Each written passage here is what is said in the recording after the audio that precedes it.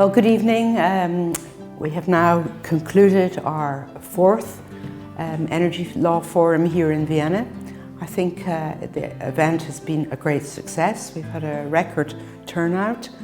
This forum is very interesting for two main reasons. One is to bridge the gap between the countries in Central Europe, in Eastern Europe, in Southeastern Europe on the one side, with the countries of Western Europe, which have traditionally been the pioneers in developing European energy policy.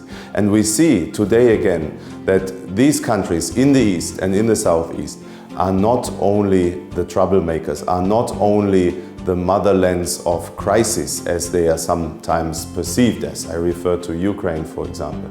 But they are also countries of opportunities. In my session, we addressed the question of the future role of the agency. At this moment, ACER mainly acts through forms such as recommendations, opinions and reports, which are all non-binding, so they're soft measures, with one notable exception, which are the decisions that we can take in so-called cross-border cost allocation cases, where if within half a year the national regulators who are involved in the case do not agree, the agency takes over and can issue a binding decision. But the question is if this setup with, let's say, mainly non-binding instruments is sufficient for the future. And we think that may not be the case. And there are two main examples that we were debating in the session to see what needed to be changed. The first one are the ENSOs. What we foresee is that both ENSO-E and ENSO-G would get a more important role in the European market integration. And in our view, that also means that there should be stricter oversight on how they are functioning and how their internal governance is working, to make sure that these entities will act in the European interest for European consumers and not in the private interest of some of their members.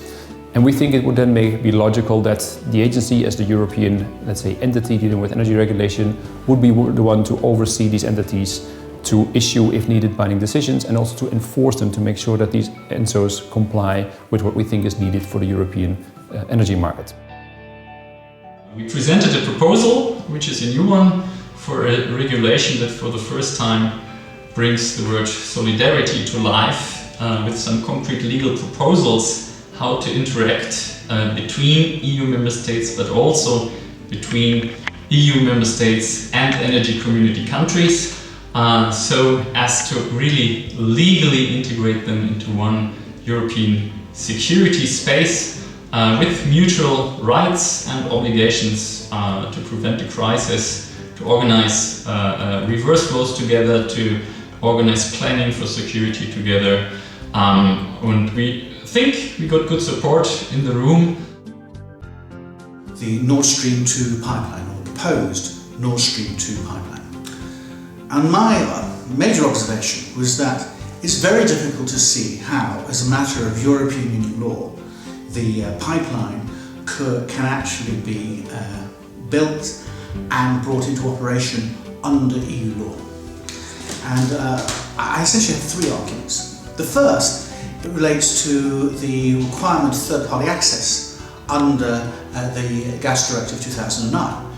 The essential point is that it is impossible because of the Gazprom export ban for third-party access to be provided, as the only entry point for gas is from the Russian side.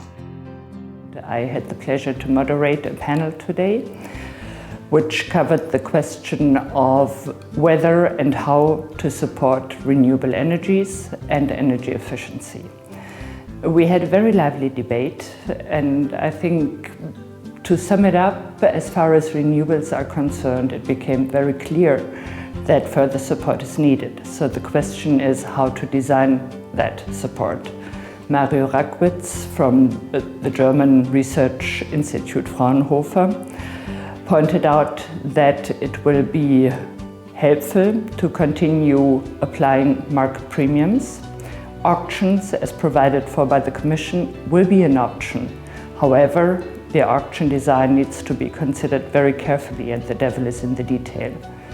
By contrast, Christopher Renzi, a lawyer at an international firm operating mainly in Central and Eastern Europe, pointed out that energy efficiency can be supported without subsidies, state aid, merely through market mechanisms. And finally, we concluded with a fascinating session on energy dispute resolution, looking at the future of arbitration in general in energy disputes, and then a more detailed look at various Russian-Ukrainian energy disputes. So all in all, a very full programme.